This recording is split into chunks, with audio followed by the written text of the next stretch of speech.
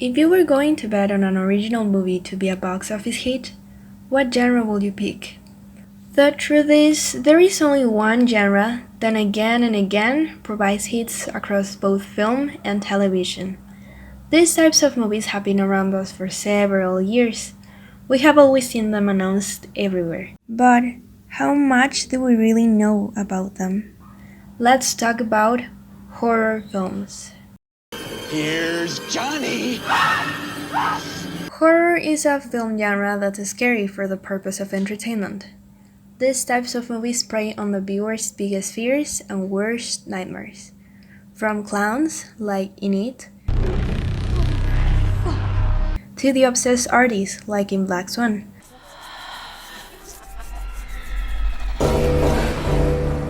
Horror overlaps with many other genres like thriller, fantasy, or even sci-fi.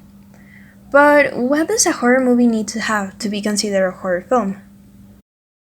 Well, one of the most valuable things in horror is more action than dialogue.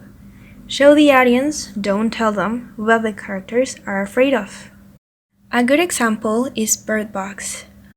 Throughout the movie, they don't show us what we should be scared of, but something is there and we know it.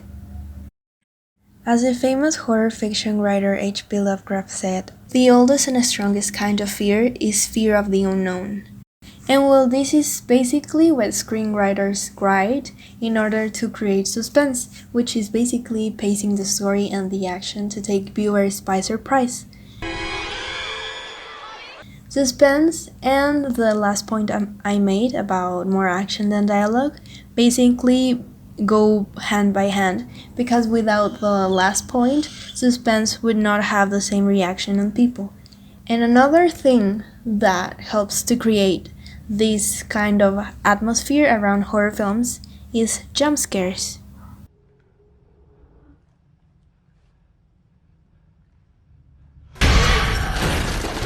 Jump scares are also really important in horror films. There are sudden loud noises or unexpected images that make viewers jump. Some great examples of jump scares in films, well, in this case in horror films, would be like basically all the Conjuring saga. Those movies have a lot of jump scares. Nowadays, a lot of people say that in order to have like a really good horror film, you don't need to make use of jump scares. But well, that's another different debate. In every film, we need an antagonist. In this case, it can be a villain or even a monster. Anyone or anything that's beyond control. The audience needs to know what drives the bad guy and what they're capable of. Even if a bunch of films belong to this genre, they do not look the same. Taking the example I said before, It and Black Swan may have a lot of differences, but they belong to this same genre. Why? Well, horror, as all the cinema genres, has subgenres. In this case, they are divided into 8. Obviously, we can divide this genre into more than 8, but in here we are going to be mentioning only 8. Psychological horror, slasher, gore, body horror, found footage, monster horror, paranormal horror, and comedy horror. Let's talk about psychological horror. These films rely on mental and emotional fear rather than violence or monsters, focusing on characters' state of mind throughout the story. As I mentioned before, horror tends to overlap with psychological thrillers, but while thrillers often require an explanation as to what happened within the film, psychological horror intend on disturbing us to enhance the suspense, drama, action, and paranoia of the story. Slasher. Slasher films usually focus on a serial killer as they go after a group of people. Think Michael Myers or Freddy Krueger. Alfred Hitchcock's Psycho is often cited as having a direct influence over the genre by introducing sympathetic characters that are unexpectedly murdered during the film. Gore.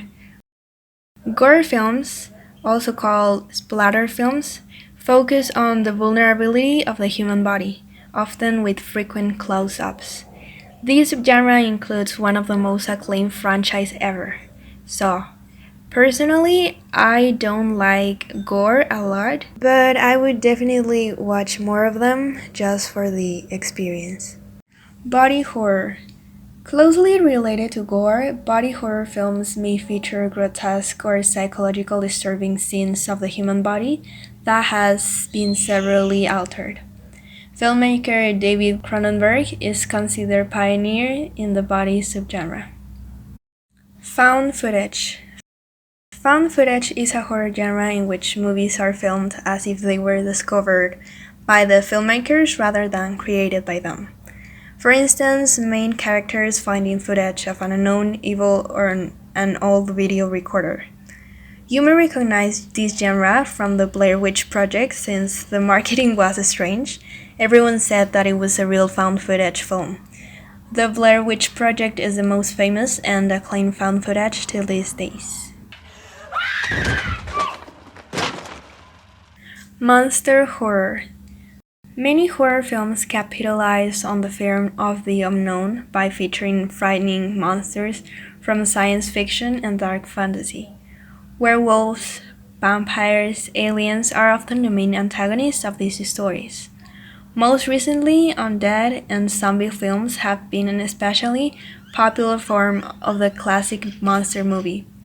Nowadays, we have Train to Busan, between others. Paranormal horror. This subgenre is similar to monster horror, but rather than featuring corporeal beings, paranormal horror focuses on the monsters we can't touch. Supernatural entities like ghosts, spirits, and demons. These films often feature haunted houses, possessions, exorcisms, or occult worship. In this subgenre, we also have the Conjuring saga, but also Insidious. And last but not least, comedy horror. Horror doesn't always have to leave your skin crawling. This subgenre combines elements of comedy and horror action. A great example would be Scream, which not only combines horror and comedy, but also slasher. Popcorn. From all these subgenres, psychological horror is the one I watch the most. I find interesting how they try to mess with what's inside us, making us feel uneasy and outside of the norm. Sometimes it's not about what you see, but what you think you see. From this day on, every time you watch a horror movie, you can try and guess what horror subgenre it belongs to. Now that we know a little bit about the definition of horror and its subgenres, let's take a look at the history this amazing genre has. The origins of horror film as a film genre began with, as many things in cinema history, the works of George Méliès. Known in English as The House of the Devil, this 3-minute short film is considered till these days to be the first horror film ever. This short film included new special effects like a flying bat and realistic ghost, which made it terrifying for viewers at the time. Thanks to Méliès' influence, the horror genre entered to what is now known as the golden age of horror during the 1920s and 1930s. It is widely considered to be the finest era of the genre since many classics were produced. During this period, films like The Cabinet of Dr. Caligari from 1920, Frankenstein from 1931, Freaks from 1932, between others, scared audiences worldwide. Freaks is a great example of this since it was so shocking at that time that it got cut extensively, with the original version now nowhere to be found. This period also marked the first time in the industry that the word horror was used to describe this genre. With this new genre having a name, many stars were born. During the atomic years, the 1940s and 1950s saw the rise of directors like Alfred Hitchcock and actors such as Lon Chaney, Bela Lugosi, and Edith Barrett. These creators helped redefine the horror genre. Instead of using the hallmarks of the 1920s and 30s horror films, Hitchcock's films Dial M for Murder from 1954, Rear Window from 1954, Psycho from 1960, The Birds from 1963, and Frenzy from 1974 focus on amplifying the audience's psychological thrill and open doors for many classics that came out of the 1970s and 80s. Hitchcock added elements of suspense to his movies, separating him from the golden age of horror in a way that deserved its own category. Thanks to Hitchcock, the plot lines of future horror films deepened and themes became darker. During the 70s and 80s, many horror films involved idea of the occult, particularly when it came to demonic possessions of homes and children. The fascination with the occult determined the period of horror films and created, according to some critics, the best period of horror ever. Two incredible films that arguably define horror for the rest of the time came out of this period: The Exorcist from 1973 and The Omen from 1976. These films incited a rediscovered obsession with natural horror that complemented the rise of author Stephen King and led to many slasher films that continue to redefine the genre. The film adaptation of Carrie and The Shining made way for films like Poltergeist, The Thing, the Halloween franchise, the Blair Witch Project, and even the genre parody Scream. However, as new technology develops and monsters, ghosts, and gore gets more realistic on screen, the current state of horror is widely contested amongst film critics. Although remakes and reboots are the new normal, how many Halloweens can they actually produce? The 2000s have seen more fantastic new films that may create a new type of horror genre as we know it. Films like The Cabin in the Woods from 2012, Hereditary from 2018, Midsommar from 2018, and Oz, also from 2019, have given us a new meaning to the genre and set the bar high for what's next to come.